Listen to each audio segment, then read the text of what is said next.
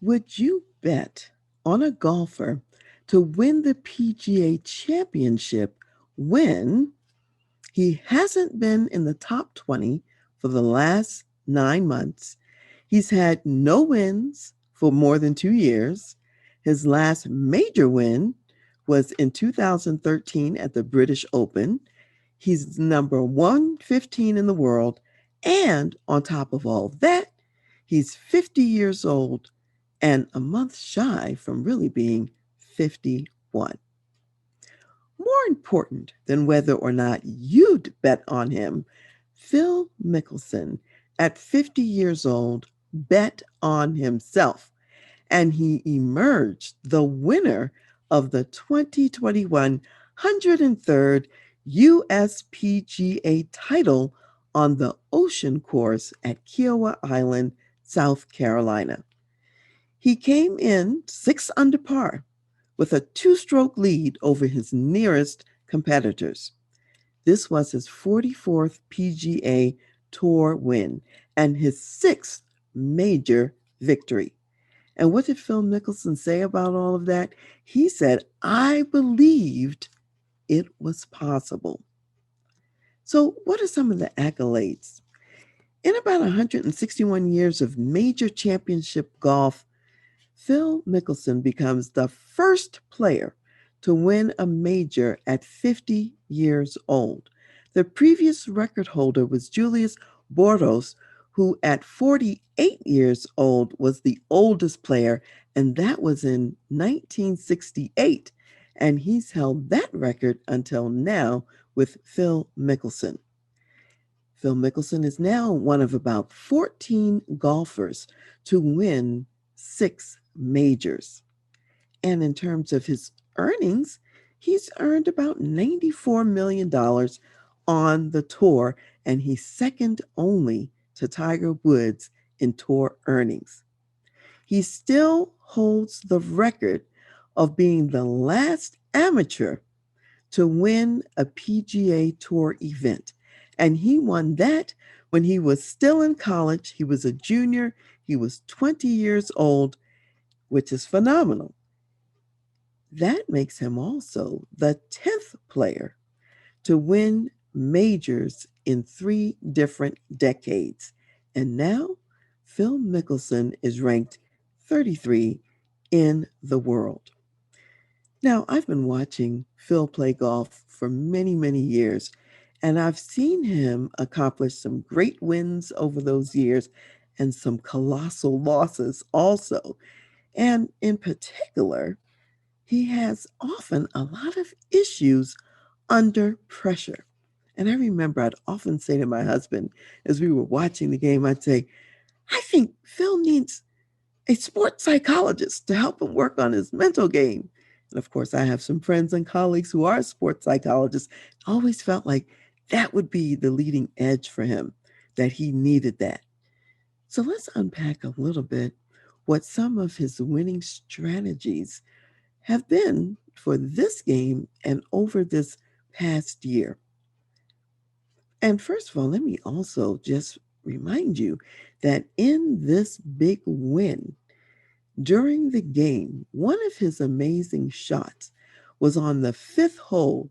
He was in a sand trap and he gets the ball out of the sand trap up onto the green, rolling towards the hole. And much to everyone's amazement, it went right into the hole, straight from the sand trap. That was amazing.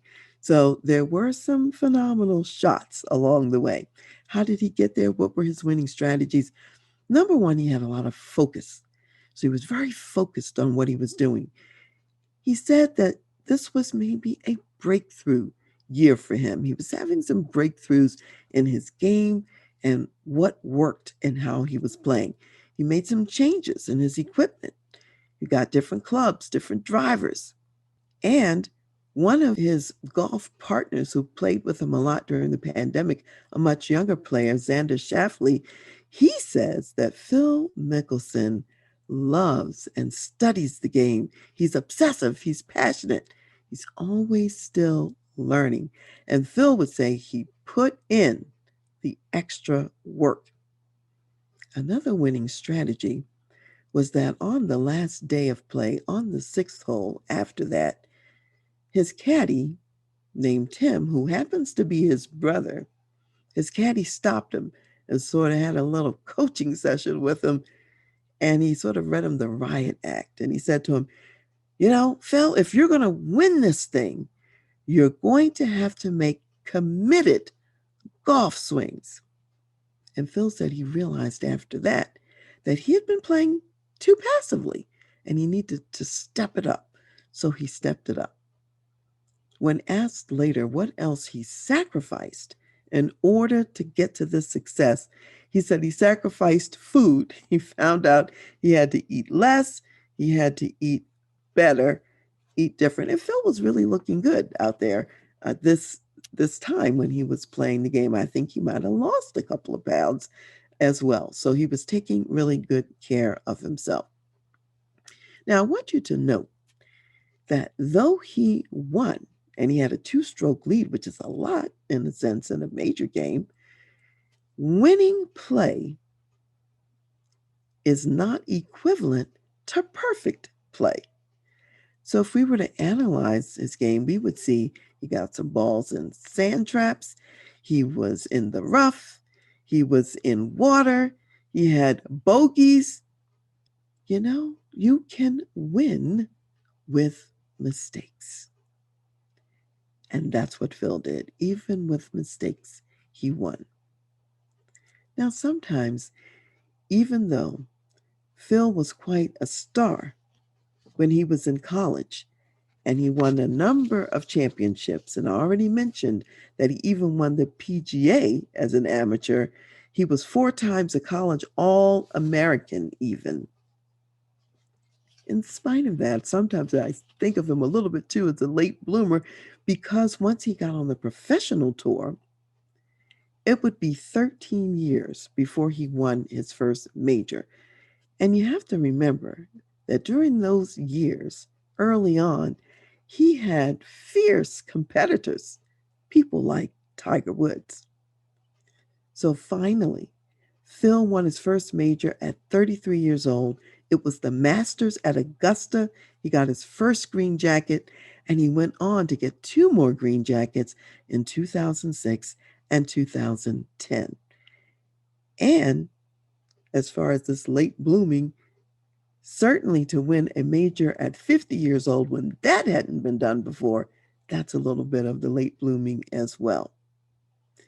And especially when other people his age at 50 have transitioned frequently to the senior tour, which is euphemistically called the Champions Tour. And he's still competing with guys a lot younger than him. So what's next for Phil Mickelson? What's next is the U.S. Open at Torrey Pines. And this is the tournament that has always eluded him. He's not been able to win the U.S. Open yet. 6 times he's come in second place. If he wins at Torrey Pines this year, not only will he do it at an advanced age, and by that time he might even be 51, in addition, he would join an elite group of golfers who have achieved what's called the Career Grand Slam. That means within their career, they have won all 4 of the majors, and those would be the U.S. Open, the U.S. PGA, the Masters, and the Open at St. Andrews in the UK. So in Phil's case, the only one he's missing is the U.S. Open. He's won the others. If he wins at Torrey Pines, he will join Gene Sarazen, Ben Hogan, Gary Player, Jack Nicklaus, and Tiger Woods for achieving the Career Grand Slam. And in fact, Tiger Woods and Jack Nicklaus, they actually have achieved this 3 times each in their career. So, what's the business application of all of this that we're talking about and where Phil Mickelson is an example? As an executive, if you are in your senior years, remember, you have experience. You've been to many games. You've been to many playoffs. You've had wins, you've had losses. You know what works and you know what doesn't work. You have wisdom, both for yourself and also to share with others. So, a few takeaway points to keep yourself sharp and on the cutting edge, if you will. Number one, perfect your mental game. Believe in yourself. Know that your continued winning is possible. The old saying is, seeing is believing. A more accurate saying is, believing is seeing. Because when you believe it yourself and you know it's possible, first you see your success and win in your mind's eye, and then you see it in real life as it happens and as it becomes a reality. So the mental game is primary. Number two, focus on your goal and your objective. Winning takes focus. So, whatever business objective you have, whatever it is you want to achieve, focus on it. Adopt and maintain a quiet, positive concentration. There were other players on the golf course, including some that were right neck and neck with Phil Mickelson, who kind of lost that calm composure and maybe came from a place of negativity. When you want to succeed, whether it's on the golf course or in the workplace, bring the positive out because you're going to get more of what you emphasize and focus on. So concentrate on the positive. Remain calm and quiet inside. Number four, learn every day, even from those who are younger than you. And Phil was learning from Xander Schauffele as he was playing from him.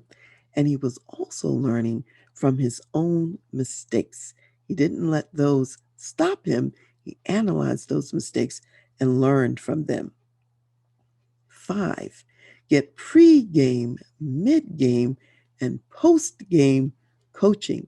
Now, I already mentioned how his brother, his caddy, coached him right there on the spot as he was playing. And great players know you got to have some coaching along the way in order to bring out the best in yourself. Sometimes you can't see everything about you that someone who's looking in from the outside will see and also observe. Number six, adjust your tools and equipment as needed. Depending on what the task is at work, what the goal and objective is, what's worked in the past may not work going forward. You might need to upgrade some of the tools that you're using, tools of the trade. Or as you become even more senior, what you used before may not work as well for you now. You might have to get new tools that fit your current status as well. Number seven, take care of your body. Your body is your instrument that you are using to be successful, whether you're playing sports or whether you're at work and you're having to give briefings to your team members and cascade that vision out. It's coming through your physical body. So you want to take care of you.